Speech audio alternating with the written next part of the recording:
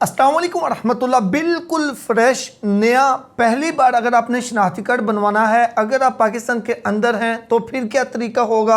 आप पाकिस्तान से बाहर हैं, ओवरसीज़ पाकिस्तानी या वहाँ पे रहते हुए आपके यहाँ बेटा या बेटी की पैदाइश हुई है तो फिर क्या प्रोसीजर होगा।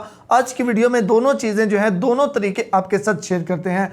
सबसे पहले मैं ओवरसीज़ के लिए आपको बता दूं कि अगर बैरून मुल्क के अंदर कोई भी फैमिली है, उनके यहाँ बेटा या बेटी की पैदाइश होती है तो बड़ा ही सिंपल सा और शॉर्ट सा प्रोसीजर है और घर बैठे आपको एम्बेसी के कौंसलेट के चक्कर आप नहीं लगाने पड़ेंगे। आप अपने मोबाइल फ़ोन से कर सकते हैं। नादरा की पाक आइडेंटिटी एप्लीकेशन आपने इंस्टॉल करनी है। वालिद या वालदा दोनों में से कोई एक बंदा अपना अकाउंट बना ले। बच्चे का आपके पास होना ज़रूरी है, यानी कि अगर वालदा के पास बच्चा मौजूद है तो फिर वालदा अपना अकाउंट बनाएंगे। अगर वालिद का जो है वो वालिद के पास मौजूद है तो वालिद अपना अकाउंट बनाएंगे।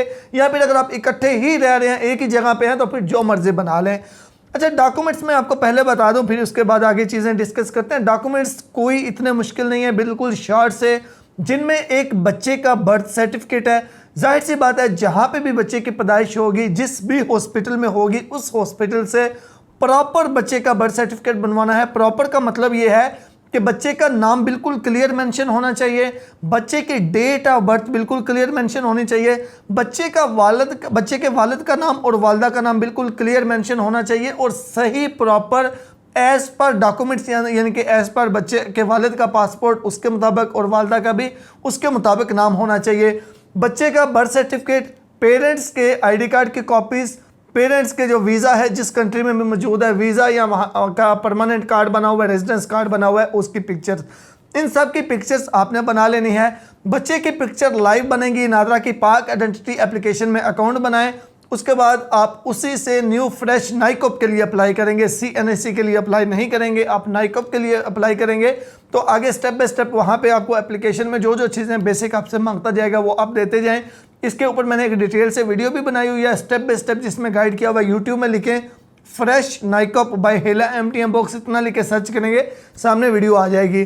तो ये तरीकाकार हो गया ओवरसीज़ पाकिस्तानियों के लिए। अब हम बात कर लेते हैं जो लोग पाकिस्तान के अंदर हैं। जो लोग पाकिस्तान के अंदर हैं उनका भी प्रोसीजर बहुत ही आसान है।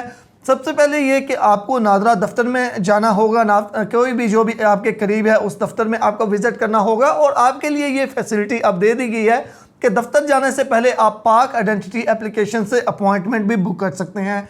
तो आपने नादरा ऑफिस जाना है। नादरा ऑफिस आपने लेके क्या क्या जाना है, आपके पास बे फॉर्म बना हुआ है, यानी कि CRC यानी कि चाइल्ड रजिस्ट्रेशन सर्टिफिकेट बना हुआ है। अगर तो वो मौजूद है तो वो साथ ले लें। अगर वो मौजूद नहीं है तो फिर आपने यूनियन काउंसिल से बर्थ सर्टिफिकेट कंप्यूटराइज जो है वो निकलवाना है, वो आपने साथ लेना है। उसके बाद ज़्यादा बेहतर ये होता है कि आप पेरेंट्स में से या सिबलिंग्स यानी कि माँ बाप में से या बहन भाइयों में से, यानी कि ब्लड रिलेटिव में से कोई एक बंदा अपने साथ ले लें, ताकि आपको दोबारा चक्कर ना लगाना पड़े। जहाँ पे फैमिली रिलेटिव यानी कि ब्लड रिलेटिव की बायोमेट्रिक होती है, वहाँ पे बंदा आपके साथ ऑलरेडी मौजूद होगा, तो वो उनकी बायोमेट्रिक फ़ौरन हो के एक ही दिन के अंदर अंदर आपकी एप्लीकेशन सबमिट हो जाएगी। तो आपने करना क्या है, बे फार्म या फिर आपने बर्थ सर्टिफिकेट साथ ले लेना है। आपने जो भी घर का सरबराह है, यानी कि अगर वालिद बहन भाइयों में से कोई है या वालिद या वालदा में से उनको कोई भी जो पॉसिबल हो उनको एक साथ ले लेना है या उनकी कॉपीज़ आईडी कार्ड के साथ ले लेनी है।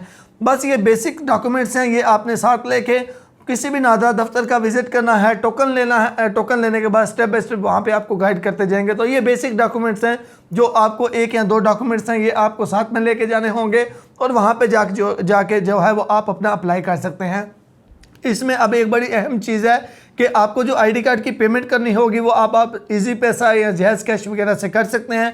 आपको टोकन जनरेट करके दे दिया जाएगा, उस पर आप अपने मोबाइल से या अपने से नहीं है, किसी रिलेटिव के, या रिलेटिव भी नहीं है तो किसी दुकान से आप उसकी ट्रैकिंग आईडी की पेमेंट कर सकते हैं। अब ये सिस्टम भी ऑनलाइन हो चुका है पेमेंट का। तो ये बड़ा ही एक शॉर्ट सा तरीका है, आप इस तरीके से अपना फ्रेश आईडी कार्ड जो है वो बनवा सकते हैं।